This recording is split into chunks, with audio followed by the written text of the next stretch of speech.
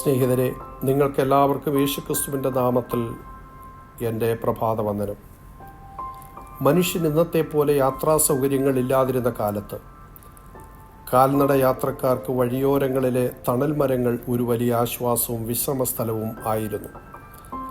നടന്നു തളർന്ന മനുഷ്യർക്ക് ആ തണൽ മരങ്ങളുടെ നിഴലുകൾ തണുപ്പും ആശ്വാസവും മുൻപോട്ട് യാത്ര ചെയ്യാനുള്ള ബലവും പ്രചോദനവും നൽകിയിരുന്നു. മനുഷ്യൻ മനുഷ്യന് തണലാകാറുണ്ട്. മാതാപിതാക്കൾ മക്കൾക്ക് തണലാണ്. മാതാപിതാക്കൾ പ്രായാധിക്യത്തിലെത്തുമ്പോൾ മക്കൾ അവർക്കൊരു തണലാണ്. നല്ല സുഹൃത്തുക്കൾ മറ്റുള്ളവർക്കൊരു തണൽ ആകാറുണ്ട്. പല മേഖലകളിലും നാം പരസ്പരം തണൽ ആകാറുണ്ട്. പക്ഷേ നിർഭാഗ്യവശാൽ ചിലർ ഇങ്ങനെ ലഭിക്കുന്ന തണലുകളിൽ ജീവിതകാലം മുഴുവനും ജീവിച്ചവസാനിപ്പിക്കാം എന്ന് കരുതുന്നവരുണ്ട്. മുന്നോട്ടുള്ള തങ്ങളുടെ യാത്രയെക്കുറിച്ചും ലക്ഷ്യത്തെക്കുറിച്ചും ഇത്തരക്കാർ മനഃപൂർവ്വം വിസ്മരിക്കുന്നു. വീഥികൾ താണ്ടി അവർ എത്തപ്പെടേണ്ടത്, കൈവശമാക്കേണ്ടത് എല്ലാം അത്തരക്കാർ അവഗണിക്കുന്നു. ഈ തണലുകൾ നഷ്ടപ്പെട്ടാൽ പിന്നീട് അവരുടെ ജീവിതത്തെക്കുറിച്ച് ഒരു ധാരണയും അവർക്കില്ല. ഒരു തള്ളക്കോഴി തൻ്റെ കുഞ്ഞുങ്ങളെ അവയ്ക്ക് സ്വന്തമായി ആഹാരം കണ്ടെത്തി ഭക്ഷിപ്പാൻ പ്രാപ്തമാകും വരെ തൻ്റെ ചിറകിൻ കീഴിൽ സംരക്ഷണം നൽകുന്നു.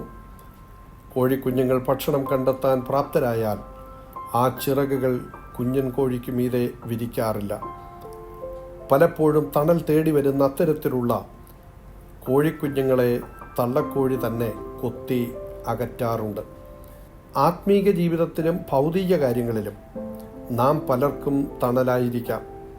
പക്ഷേ ആ തണലുകൾ ക്രമേണ പിൻവലിക്കപ്പെട്ടെങ്കിലേ തണലിന് കീഴിലുള്ളവർ ലക്ഷ്യങ്ങളിൽ എത്താൻ സ്വയം പ്രാപ്തരാവുകയുള്ളൂ.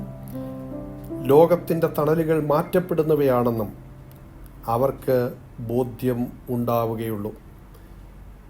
യോനായുടെ പുസ്തകം 4-ാം അധ്യായം 6 മുതലുള്ള വാക്യങ്ങൾ വായിക്കുമ്പോൾ യോനായെ അവൻ്റെ സങ്കടത്തിൽ നിന്ന് വിടുവിപ്പാൻ തക്കവണ്ണം അവൻ്റെ തലയ്ക്ക് തണലായിരിക്കേണ്ടതിന് യഹോവയായ ദൈവം ഒരാവണക്ക് കൽപ്പിച്ചുണ്ടാക്കി. അതവന് മീതെ വളർന്നു പൊങ്ങി. യോന ആവണക്ക് നിമിത്തം അത്യന്തം സന്തോഷിച്ചു. പിറ്റേന്നാൾ പുലർന്നപ്പോൾ ദൈവം ഒരു പുഴുവിനെ കൽപ്പിച്ചാക്കി. അതാവണക്ക് കുത്തിക്കളഞ്ഞു. അത് വാടിപ്പോയി. സൂര്യൻ ഉദിച്ചപ്പോൾ ദൈവം അത്യുഷ്ണമുള്ള ഒരു കിഴക്കൻ കാറ്റ് കൽപ്പിച്ചു വരുത്തി. വെയിൽ യോനയുടെ തലയിൽ കൊള്ളുകയാൽ അവൻ ക്ഷീണിച്ച് മരിച്ചാൽ കൊള്ളാം എന്നിച്ഛിച്ചു. ജീവിച്ചിരിക്കുന്നതിനേക്കാൾ മരിക്കുന്നത് എനിക്ക് നന്ന് എന്ന് പറഞ്ഞു. യോന ആവണക്ക് നിമിത്തം വളരെ സന്തോഷിച്ചു.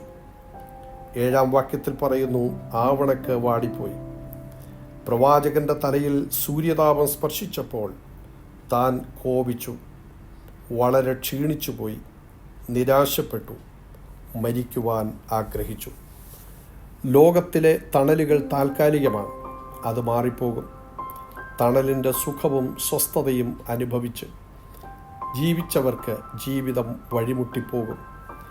എല്ലാം ഇവിടെ അവസാനിക്കുന്നു എന്ന് തോന്നൽ വരാം. കോപവും നിരാശയും പിറുപിറുപ്പും ഉണ്ടായെന്ന് വരാം.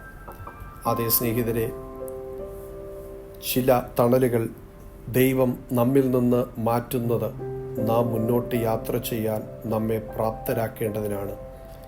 നിങ്ങൾ എത്തേണ്ട ലക്ഷ്യങ്ങളിൽ എത്തണമെങ്കിൽ ചില തണലുകൾ മാറ്റപ്പെടേണ്ടതുണ്ടെന്ന് ദൈവത്തിന് നന്നായി അറിയാം. ലോകത്തിലെ തണലുകൾ മാറ്റപ്പെടുമെന്നും ശാശ്വതമായൊരു തണൽ മാത്രമേ ഉള്ളൂ എന്നും നാം തിരിച്ചറിയേണ്ടതുണ്ട്. ആ തണൽ നമ്മുടെ രക്ഷകനും വീണ്ടെടുപ്പുകാരനുമായ യേശു ക്രിസ്തുവാണ്. സങ്കീർത്തനം 121:5 പറയുന്നു, യഹോവ നിന്റെ പരിപാലകൻ, യഹോവ നിന്റെ വലത്തുഭാഗത്ത് നിനക്ക് തണൽ. ആ ദൈവീക തണൽ രാത്രിയിലും പകലിലും നമുക്കെവിടെയും സംരക്ഷണം നൽകുന്നു, ആലോചന നൽകുന്നു. നമ്മുടെ പ്രയാണത്തിന് ശക്തിയും നിയോഗവും കരുത്തും നൽകുന്നതാണ്.